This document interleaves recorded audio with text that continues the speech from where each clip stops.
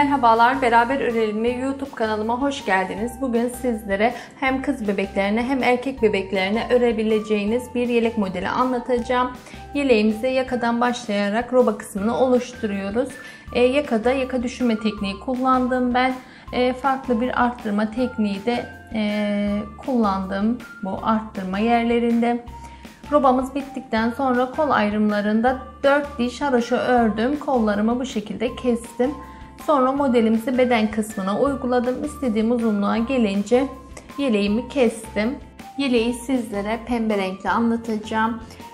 İpim 100 gram 250 metre uzunluğunda 3,5 numara misinalı şiş kullanacağım. Şişimin üzerine 84 adet ilmek atarak başlıyorum.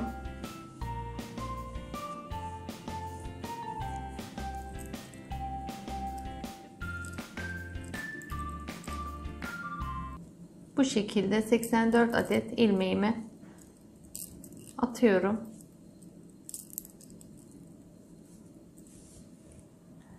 ...84 tane ilmeğimi attım. Şimdi yaka için 4 sıra düz örgü öreceğim. Yani 4 sıra haroşa yapacağım. Ön yüzde düz, arka yüzde de düz olarak ilmeklerimi öreceğim. Düğme yerinizi bu 4 haroşanın içerisinde de açabilirsiniz. Ben bu 4 düz örgüden sonra açacağım düğme yerimi.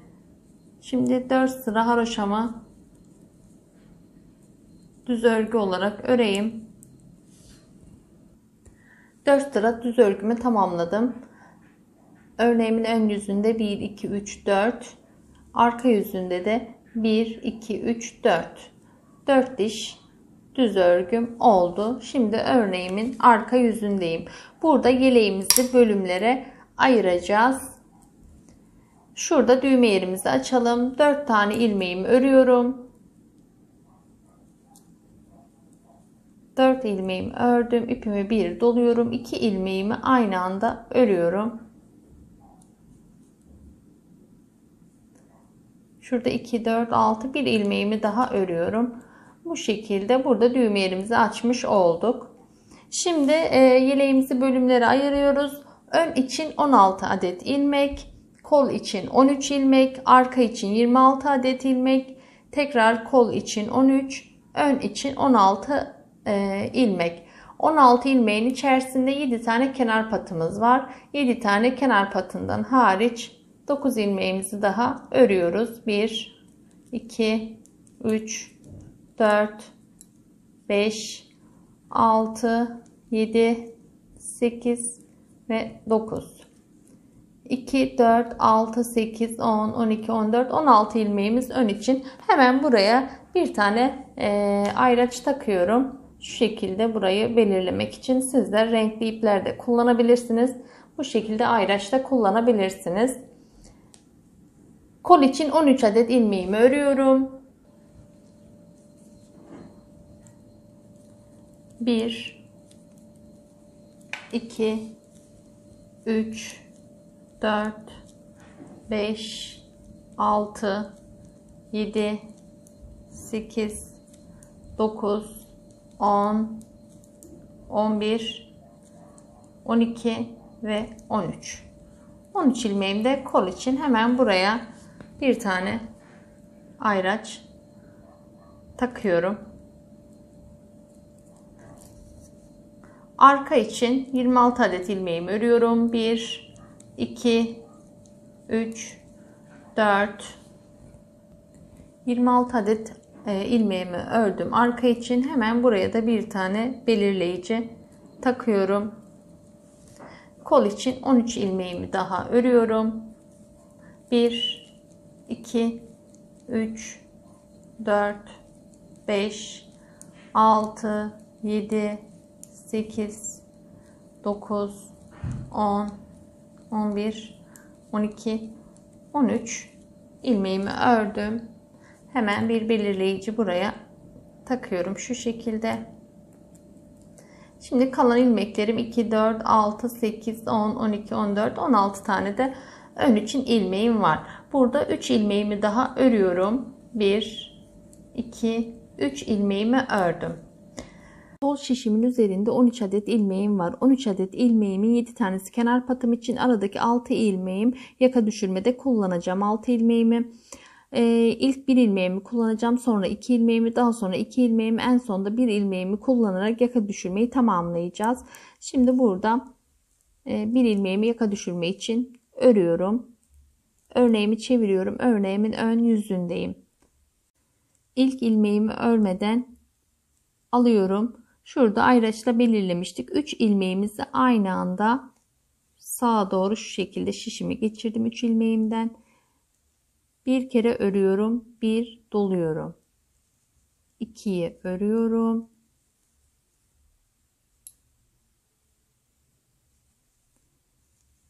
Bir doluyorum, 3'ü örüyorum. Şişimden çıkartıyorum. 3 ilmeğimizden 5 ilmeğimiz oluştu. Şimdi sola doğru aynı işlemi yapacağız. İlmeğimi çeviriyorum burada, ilk baştaki ilmeğimi. Şimdi sola doğru şu şekilde şişimi geçirdim. Bir ördüm, bir doladım. 2'yi ördüm, bir doladım. Şimdi 3'ü örüyorum. Son kez ve ilmeklerimi çıkartıyorum. Bu şekilde artışları yaptık. Aradaki ilmekleri düz olarak örüyorum. İlk başta biraz zorlanabilirsiniz. Sonra eliniz alışıyor. Şurada 3 ilmeğim kalana kadar düz olarak örüyorum. Şu ayraçla belirledik. Bir tane fazla örmüşüm. Şu 3 ilmeğimizi sağa doğru aynı işlemi uygulayacağız. Şimdi 3'ünü aynı anda bir örüyorum. 2'yi doladım. 3'ü ördüm. 4'ü doladım. 5'i son kez örüyorum. Şöyle ilmeklerimi çıkarttım. Bir artışımızı yaptık. Şuradaki ilmeğimi çevirdim. Hemen sol tarafa doğru aynı işlemi yapıyoruz. Bir ördüm, 2'yi doladım, 3'ü ördüm, 4'ü doladım, 5'i ördüm, ilmeklerimi çıkartıyorum. Aradaki ilmeklerimi düz olarak örüyorum. Diğer artış yerine kadar ilmeklerimi düz olarak öreyim. 3. artış yerime kadar düz olarak ördüm. Burada ayraçla belirlemiştik. 3 ilmeğim kalana kadar ördüm. 3 ilmeğimi sağa doğru aynı anda örüyorum. 1 ördüm, 2'yi doladım, 3'ü ördüm, 4'ü doladım, 5'i örüyorum. 5 ilmeğimiz oluştu. Burada sol tarafa da aynı işlemi uyguluyoruz. Şuradaki ilmeğimi çeviriyorum. 3 ilmeğimi sola doğru aynı anda 1 örüyorum, 2'yi doluyorum, 3'ü örüyorum, 4'ü doluyorum, 5'i örerek ilmeklerimi çıkartıyorum. Artış işlemimizi yaptık. Diğer artış yerine kadar düz olarak örüyorum. Orada da yine aynı işlemi yapıyoruz. Ayracımla belirlediğim yerin sağ tarafında 3 ilmeğim kaldı. 3 ilmeğimi aynı anda örüyorum. 2'yi doluyorum. 3'ü örüyorum. 4'ü doluyorum. 5'i örüyorum. 5 ilmeğimiz, 3 ilmeğimizden 5 ilmeğimiz oluştu. İlmeklerimi çıkartıyorum. Şimdi sol tarafa da aynı işlemi yapıyoruz. İlmeğimi çevirdim. 3 ilmeğimi aynı anda 1 örüyorum. 2'yi doladım. 3'ü ördüm. 4'ü doladım. 5'i ördüm. İlmeklerimi çıkartıyorum. Sol şişimde 13 ilmeğim kaldı. 13 ilmeğimin bir ilmeğinde yaka düşürme için örüyorum. Şimdi buradan geriye dönüyorum. İlk ilmeğimi örmeden aldım. Bütün ilmeklerimi arka yüzde ters olarak öreceğim. İlk ilmeğimi örmeden aldım. Şurada arttırmış olduğumuz ilmekleri teker teker öreceğiz. Bir ördüğümüz, bir doladığımız şeklinde. Bir ördüğümü örüyorum. Bir doladım. Bir ördüm. bir doladım. Tekrardan son olarak ördüğüm şeklinde 5 ilmeğimi ters olarak ördüm. Sol taraftaki arttırmaya da aynı işlemi uyguluyoruz. Bir ördüğümüz, bir doladığımız şeklinde ilmeklerimizi örüyoruz. Arka yüzü tamamıyla ters olarak örüyoruz. Şurada arttırma yapmış olduğumuz ilmeklerimizi de ters olarak örüyoruz. Buraya kadar ters olarak örelim. En sondaki arttırmış olduklarımı da ters olarak ördüm. Buradaki bir ilmeğimizi yaka düşürmede kullanmıştık. Bunu düz olarak örüyorum. Burada 2 ilmeğimi daha yaka düşürme için düz olarak örüyorum.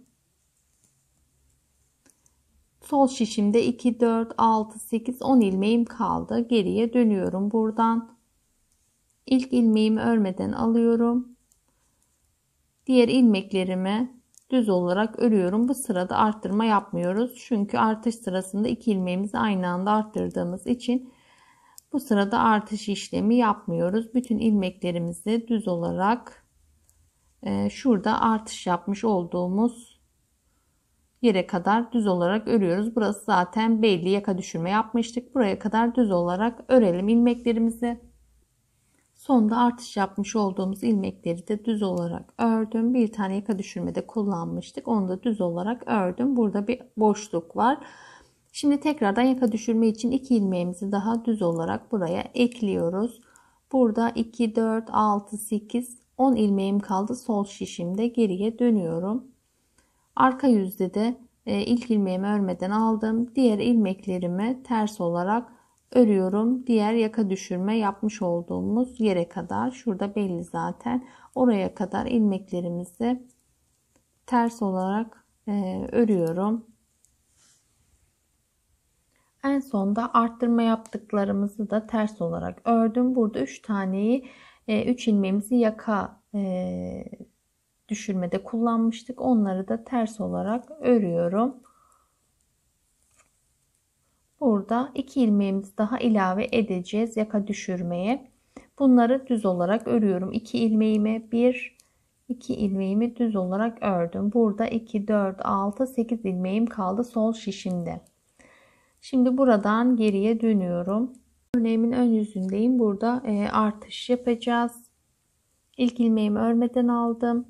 İkinci ilmeğimi örüyorum. 2, 3, 4, 5, 6, 7 ilmeğimi düz olarak ördüm. Şurada ayracımdan belirlemiş olduğum yerde 3 ilmeğimi sağ tarafa bıraktım. 3 ilmeğimi aynı anda örüp artış işlemi yapacağız.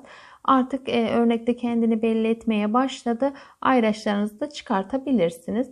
3 ilmeğimi sağa doğru aynı anda örerek artışlarımızı yapacağız. 1 ördüm. 1 ördüm. 2'yi doladım. 3'ü ördüm. 4'ü doladım. 5'i örüyorum. Ve ilmeklerimi çıkartıyorum. Sol tarafı da aynı işlemi uygulayacağız. Şuradaki ilmeğimi çeviriyorum. Sol tarafa doğru 3 ilmeğimi aynı anda örüyorum. 2 doluyorum. 3 örüyorum. 4 doluyorum. 5'i örüyorum. Artış işlemlerimiz bu şekilde. İlmeklerimi çıkartıyorum. Diğer artış yerine kadar ilmeklerimi düz olarak örüyorum.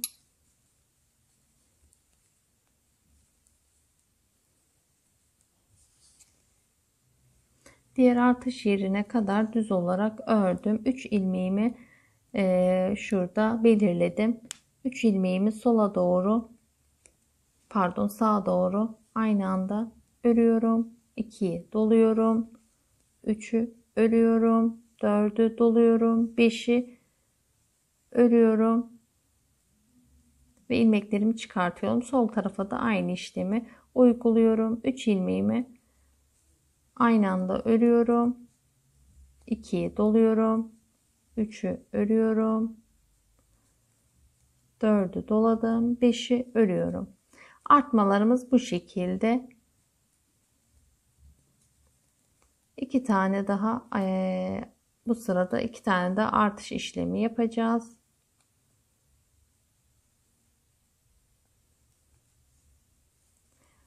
Aradaki ilmeklerimizi düz olarak örüyoruz. Tekrardan artışlarımızı yapıyoruz. Şurada yaka düşürme yerimiz belli. Oraya kadar arttırmalarımızı yaparak örelim. Yaka düşürme yapmış olduğum yere kadar ördüm. Burada sol şişimde 2, 4, 6, 8, 10 ilmeğim var. 2 ilmeğini daha düz olarak örüyorum. Buradan geriye dönüyorum. Arka yüzde ilk ilmeğimi örmeden aldım. Aradaki ilmeklerimi ters olarak öreceğim. Diğer tarafta yaka düşürme yapmış olduğumuz yere kadar bütün ilmeklerimi ters olarak öreceğim. Arka yüzde de yaka düşürme yapmış olduğum yere kadar ilmeklerimi ters olarak ördüm. Sol şişimin üzerinde 2, 4, 6, 8 ilmeğim var. Burada bir ilmeğimi daha yaka düşürmede kullanacağım. 7 tane kenar patım kalacak. Son yaka düşürme ilmeğimizi düz olarak örüyorum. Örneğimi çeviriyorum. Örneğin ön yüzünde ilk ilmeğimi örmeden alıyorum. Diğer ilmeklerimi düz olarak örüyorum. Bu sırada artış işlemi yapmıyoruz.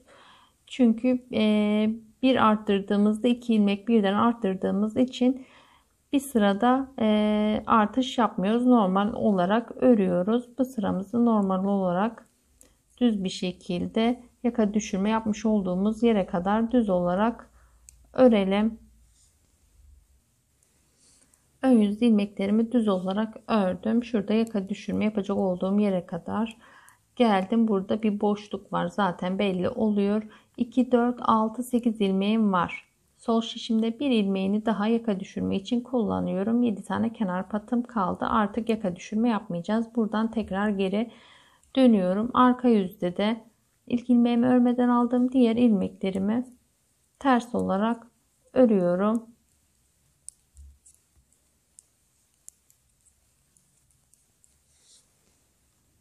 Arka yüzde bütün ilmeklerimi ters olarak ördüm. Burada 7 tane kenar patımı düz olarak öreceğim. Artık bütün ilmeklerimizi örüyoruz. Artık yaka düşürme işlemimiz bitti. Bizim ön yüzündeyiz. Burada artış yapacağız. Artma yerlerinde. Arka yüzde ters olarak öreceğiz. Tekrar ön yüzde düz olarak öreceğiz. Artış yapmayacağız. Arka yüzde ters olarak öreceğiz. Ön yüze geldiğimizde artış yapacağız. Bir sırada artış yapıyoruz. Bir sırada artış yapmıyoruz. Ben burada 1, 2, 3, 4, 5, 6, 7, 8, 9, 10, 11 tane artış yaptım. Sizler de 11 tane olarak yapabilirsiniz. Daha büyük isterseniz daha fazla, daha küçük isterseniz daha küçük artışlarınızı yapabilirsiniz. 11. artışı yapıyorum. Şişimin üzerinde kalıyor. Başka işlem yapmıyorum. Çünkü şuradaki kolda 4 diş haraşo örmüştüm. Onu yapacağız. 11 tane artış sıralarımızı bu şekilde tamamlayalım. 11-12 sıra ara ile düğme yerlerinizi de açabilirsiniz. Ben de sıralarımı tamamlayayım. Arttırmalarım 11 tane olana kadar ördüm. 1, 2, 3, 4, 5, 6, 7, 8, 9, 10, 11. şişimin üzerinde bu şekilde arttırma sıramı geldim. Şimdi kol ayrımlarını yapacağız. 7 tane kenar patımı düz olarak örüyorum.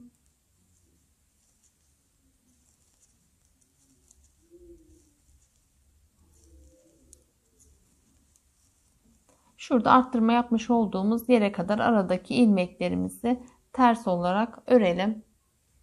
İlmeklerimi ters olarak ördüm. Şurada sağda ve solda arttırmalarımız vardı. Sağdaki arttırmamızı ön kısma ilave ettim. Şimdi kol için aynı ipinizden varsa onu da kullanabilirsiniz. 4 diş haraşo öreceğiz şu kol için.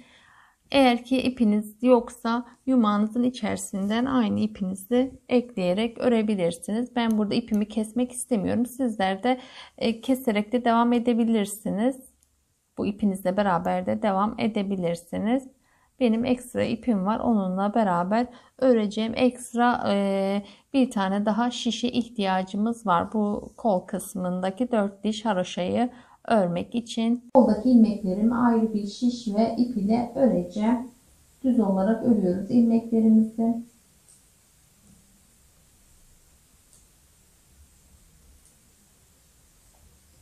Şurada arttırmış olduğum ilmeklerimi 5 tane olarak ördüm. Diğer ilmeklerimi de düz olarak örüyorum. Şurada arttırma yapmış olduğumuz yerdeki ilmeklerimizin sağ tarafındakileri kola katarak şuraya kadar, şu orta kısma kadar düz olarak örelim. Şuradaki ayrım yerine kadar koldaki ilmeklerimi ördüm. Şurada arttırma yapmış olduğumuzun sağındakileri sağ tarafıma ekledim kola. Şimdi buradan geriye dönüyorum. Sadece kolu öreceğim. Kolda 4 diş haroşa olana kadar kolu bu şekilde öreceğim. Ön yüzde düz, arka yüzde düz olarak 4 diş haroşa olana kadar kolumuzu örelim. Sadece koldaki ilmeklerimi 4 diş haroşa olana kadar ördüm. Şimdi kesim işlemini yapacağım.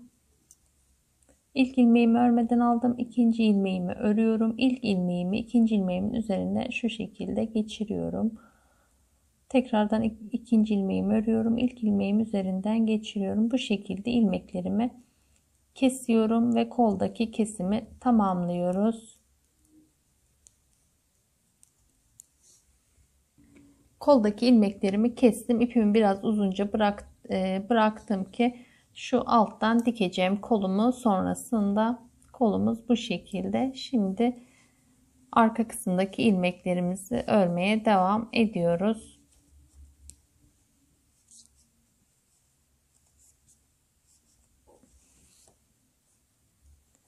Arka kısımdaki ilmeklerimi de ters olarak örmeye devam ediyorum.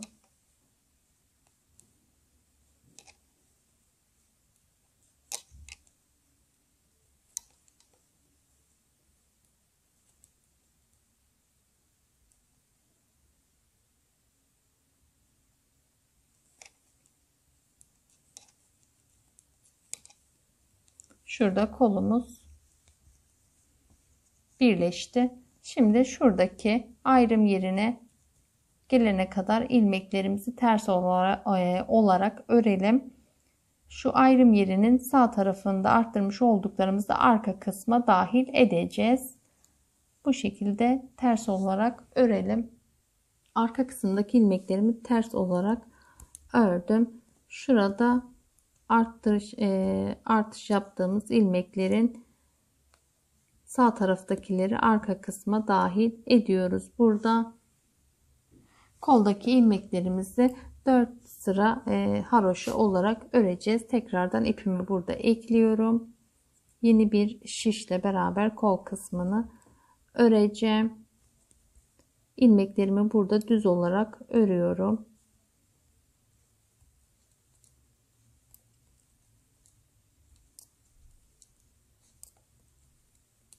Arttırmış olduğumuz 5 ilmeğimizi kola dahil ettim. Şimdi koldaki ilmeklerimi de örüyorum. Şurada arttırmış olduğumuz yerdeki ilmeklerimizin 5 tanesi ön kısma kalacak. 5 tanesini de kola dahil edeceğiz. Buradaki ilmeklerimizi buraya kadar düz olarak örelim. Ön yüzde de koldaki ilmeklerimi düz olarak örüyorum. Sadece koldaki ilmeklerimizi 4 diş haroşa olana kadar örüp sonrasında kesiyoruz. İkinci koldaki ilmeklerimi de 4 diş haroşa olarak ördüm ve kestim. İpimi biraz uzunca bıraktım orayı sonrasında dikmek için.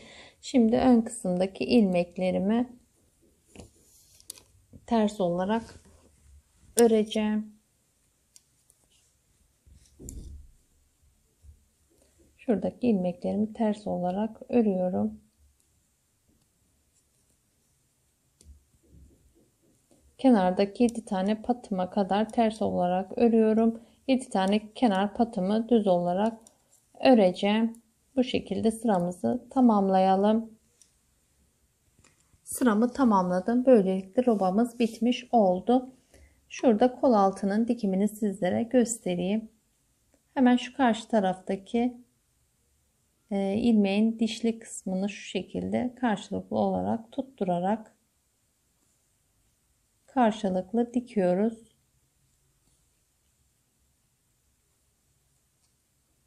Ön yüzden bu işlemi yapıyoruz.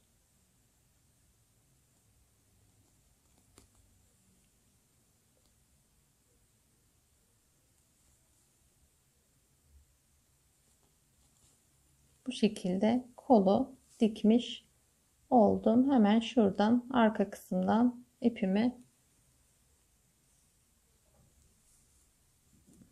sabitleyeceğim. Bu şekilde dikiminizi yapabilirsiniz. Robamızı tamamlamış olduk. Şişimin üzerinde 145 adet ilmeğim var. 145 adet ilmeğimin 7 tanesi kenar patı, 7 tanesi diğer kenar patım. Aradaki 131 adet ilmeğime modeli uygulayacağım. Sizin eksik ya da fazla ilmekleriniz varsa kol altında eksiltip veya artış yapabilirsiniz. Modelimize kenar patımdan sonra bir ilmeğimi düz olarak örüyorum. Aradaki 9 ilmeğime modeli uyguluyorum. Sonra bir ilmeğimi düz örüyorum. 9 ilmeğe modeli uyguluyorum. Bir ilmeğe düz örüyorum. 9 ilmeği modeli uyguluyorum. Bu şekilde sayarak da ilmeklerinizi ayarlayabilirsiniz. Patımızın hemen yanından bir ilmeği düz. Diğer patımızın hemen yanında da bir ilmeğimiz düz. Arada 9 ilmeğimizi modeli uyguluyoruz. Bir ilmeğimiz düz. Bu şekilde sayılarınızı da oluşturabilirsiniz. Şimdi ben yeleğimin ön yüzündeyim. Burada bir sıra düz örgü öreceğim. Arka yüzde de bütün ilmeklerimi ters olarak öreceğim. Bu iki sıramızı bu şekilde tamamlayalım. Tekrardan yeleğimizin ön yüzünde modeli uygulamaya başlayacağız. Ben de iki sıramı tamamlayayım. Sıralarımı tamamladım. Yeleğimin ön yüzündeyim. Burada modeli uygulamaya başlayacağız. 7 tane kenar patımı düz olarak örüyorum. 3, 4, 5, 6, 7. Bir tane ilmeğimi düz olarak ördüm. İpimi arkaya aldım. Bir ilmeğimi ters ördüm. İkinci ilmeğimi örmeden alıyorum. Üçüncü ilmeğimi ters olarak ördüm. Dördüncü ilmeğimi örmeden aldım. Beşinci ilmeğimi ters olarak örüyorum. Altıncı ilmeğimi örmeden aldım. Yedinci ilmeğimi ters olarak örüyorum. Sekizinci ilmeğimi örmeden aldım. Dokuzuncu ilmeğimi ters olarak örüyorum. Bu geçişlerde ipimizi biraz bol bırakıyoruz ki model ortaya çıksın diye. İpimi ön kısmı aldım.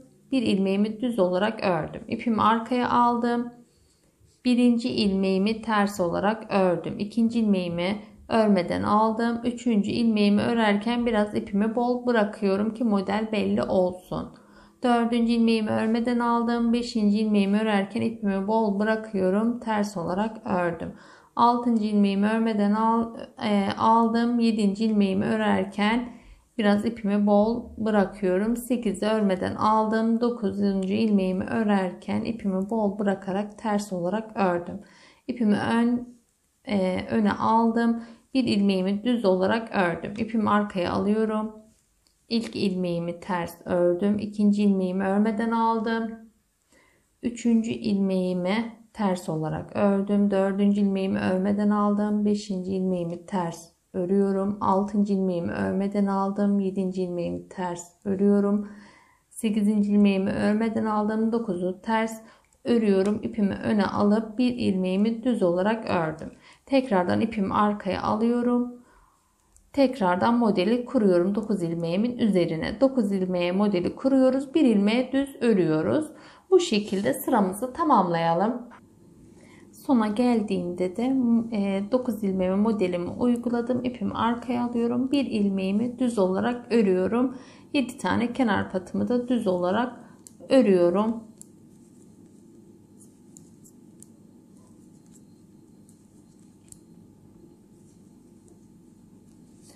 Arka yüzde kenar patlarımızı düz, aradaki ilmeklerimizi ters olarak örüp sıramızı tamamlayalım.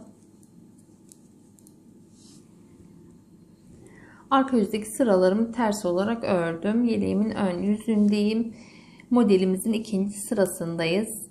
7 tane kenar patımı düz olarak örüyorum.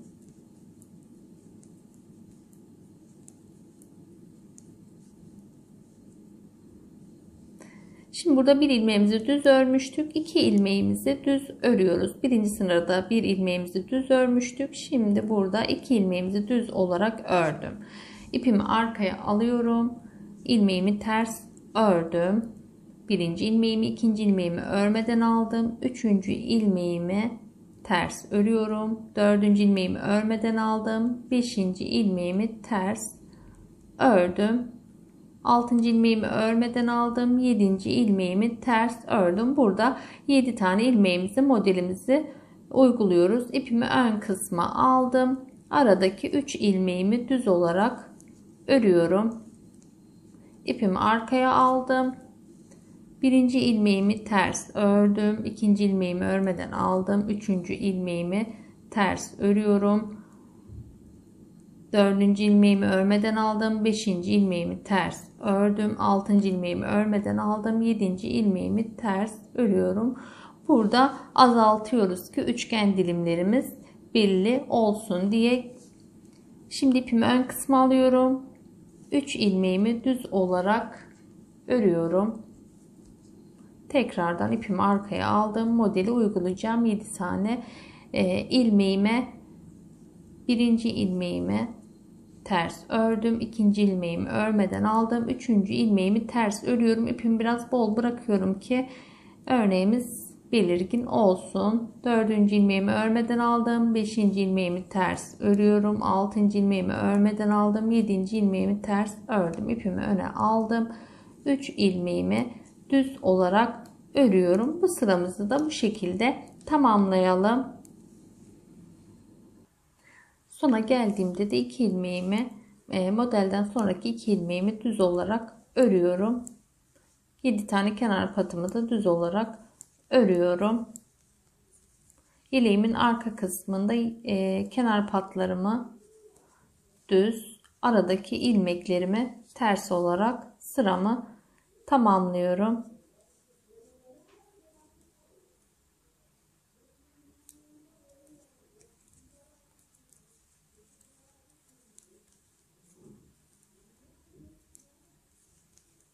Aradaki ilmeklerimi ters olarak örüp sıramı tamamlayacağım.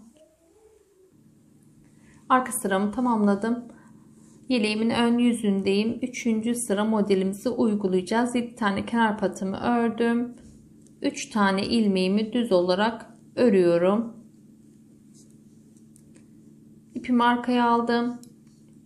Birinci ilmeğimi ters ördüm. İkinci ilmeğimi örmeden aldım. Üçüncü ilmeğimi ters örüyorum. İpimi biraz bol bırakarak örüyorum. Dördüncü ilmeğimi örmeden aldım. Beşinci ilmeğimi ters örüyorum. Burada 5 ilmeğimize modelimizi uyguladık. İpimi öne aldım. Arada 1, 2, 3, 4, 5 ilmeğimizi düz olarak ördüm. İpimi arkaya aldım. Birinci ilmeğimi ters ördüm. İkinci ilmeğimi örmeden aldım. Üçüncü ilmeğimi ters ördüm. Dördüncü ilmeğimi örmeden aldım. Beşinci ilmeğimi ters ördüm. İpimi öne aldım. Arada 5 ilmeğimi düz olarak örüyorum.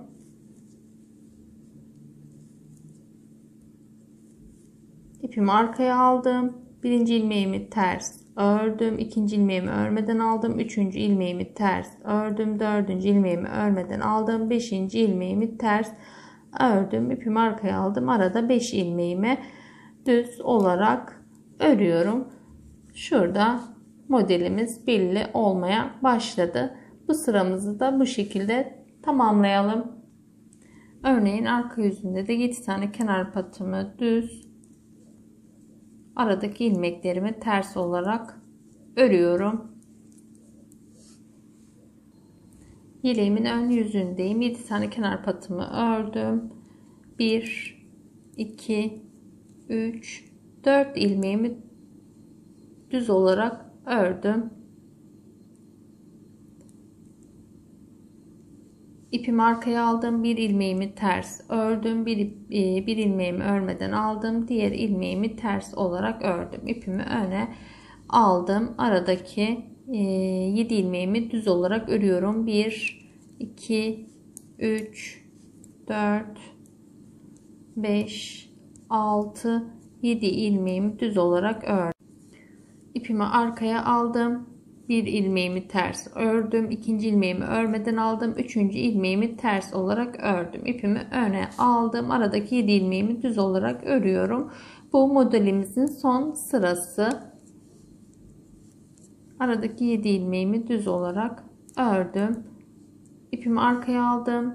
Birinci ilmeğimi ters ördüm. İkinci ilmeğimi örmeden aldım. Üçüncü ilmeğimi ters ördüm. Aradaki 7 ilmeğimi de düz olarak örüyorum. Bu sıramızı bu şekilde tamamlıyoruz. Arka yüzde de bütün ilmeklerimizi ters olarak örelim. İkinci modelimizi kurmaya başlayacağız. Ön yüzde sıralarımızı bu şekilde tamamlayalım. Sıralarımı tamamladım. Modelimizin bir dilimi oluşmuş oldu. Şimdi ikinci modele geçeceğiz. Yeleğimin ön yüzündeyim. Burada şu modelimizin bitmiş olduğu yerde şu iki araya modelimizi uygulayacağız. 7 tane kenar patımı düz olarak örüyorum.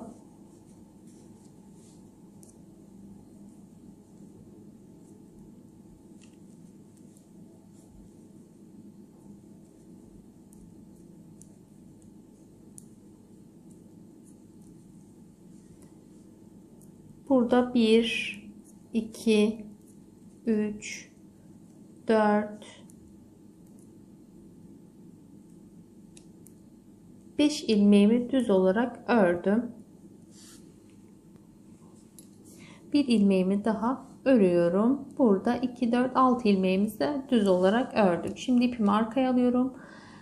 Bir ilmeğimi ters ördüm. İkinci ilmeğimi örmeden aldım. Üçüncü ilmeğimi ters örüyorum. Dördüncü ilmeğimi örmeden aldım. Beşinci ilmeğimi ters örüyorum. Altıncı ilmeğimi örmeden aldım. Yedinci ilmeğimi ters örüyorum. Sekizinci ilmeğimi örmeden aldım. Dokuzuncu ilmeğimi ters ördüm. Bu araya bir modelimizi uyguladık. İpimi öne alıyorum. Bir ilmeğimi düz ördüm. İpimi arkaya alıyorum. Bir ilmeğimi ters. İkinci ilmeğimi örmeden aldım. Üçüncü ilmeğimi ters. Dördüncü ilmeğimi örmeden aldım. Beşinci ilmeğimi ters. Altıncı ilmeğimi örmeden aldım. Yedinci ilmeğimi ters. Sekizinci ilmeğimi örmeden aldım. Dokuzuncu ilmeğimi ters. İpimi öne aldım. Arada bir ilmeğimi düz ördüm. Tekrardan ipimi arkaya alıp bir ilmeğimi ters. İkinci ilmeğimi örmeden, üçüncü ilmeğimi ters, dördüncü ilmeğimi örmeden, beşinci ilmeğimi ters, altıncı ilmeğimi örmeden aldım, yedinci ilmeğimi ters, sekizinci ilmeğimi örmeden aldım, dokuzuncu ilmeğimi ters, ipimi öne aldım, arada bir ilmeğimi düz olarak ördüm. Bu şekilde ikinci modelimizi uyguladık. Sıramızı bu şekilde tamamlayalım. Sona geldiğimizde de şu iki tane üçgenin arasına bir modeli oluşturduk. Şu kenardaki ilmeklerimi düz olarak örüyorum. 1, 2, 3, 4, 5, 6 ilmeğimi düz olarak ördüm. 7 tane kenar patımı da düz olarak örüyorum. Yeleğimin arka yüzündeki ilmeklerimi de ters olarak örüp sıramı tamamlıyorum. Arka yüzdeki sıramı tamamladım. Yeleğimin ön yüzündeyim. Burada 7 tane kenar patımı öreceğim.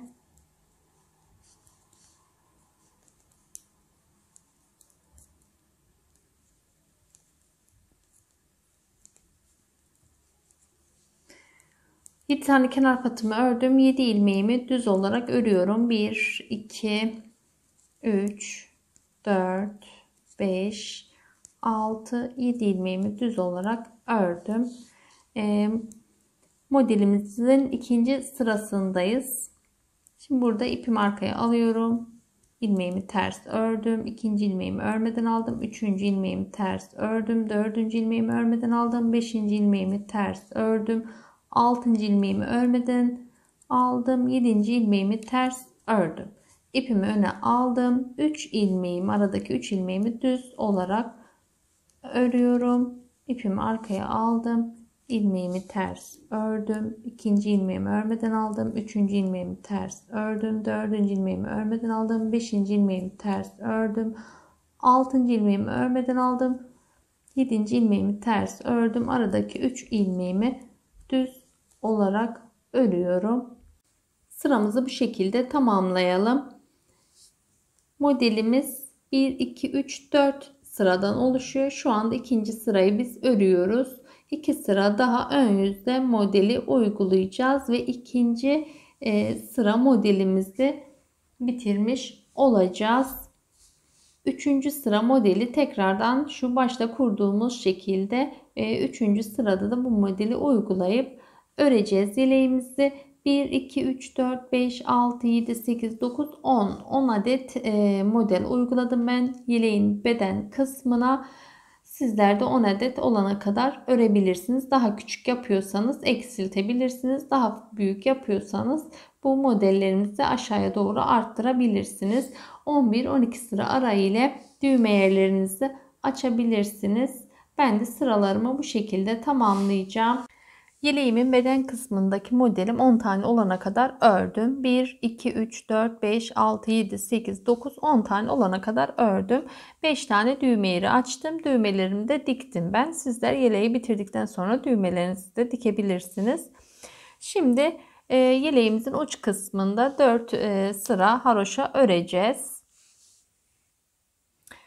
Örneğim bittikten sonra arka yüzde bir sıra ters örgü ördüm. Şimdi yeleğimin ön yüzündeyim.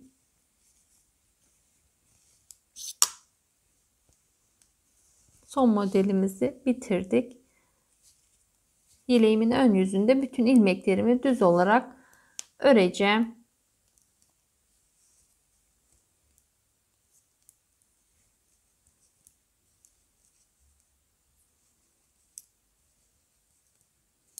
Bütün sırayı düz olarak karşıya kadar örelim.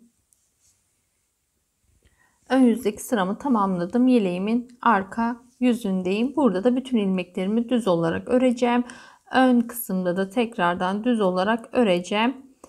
4 sıra şurada 4 diş haroşamız olana kadar ilmeklerimizi ön yüzde düz, arka yüzde de düz olarak 4 diş haroşa olarak örelim. Sonra kesimi sizlere göstereceğim. 4 diş haroşamı ördüm. Şimdi kesim işlemini yapacağım.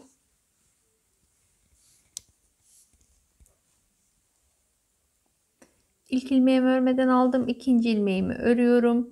Birinci ilmeğimi ikinci ilmeğimin üzerinden şu şekilde atlatıyorum. İkinci ilmeğimi örüyorum. Birinci ilmeğimi ikinci ilmeğimin üzerinden şöyle atlatıyorum. Bu şekilde kesim işlemimizi tamamlıyoruz. Bütün ilmeklerimiz bitene kadar bu şekilde kesimimizi yapalım ve yeleğimiz bitmiş oluyor. Kesme işlemini de tamamlayarak yeleğimizi bitirmiş olduk. Burada yaka düşürmemiz belli oluyor. Şurada yaka düşürme yapmıştık. Beraber bir yelek daha bitirmiş olduk. Yapan arkadaşlara kolay gelsin diyorum. Kendinize iyi bakın. Sağlıkla kalın. Hoşça kalın.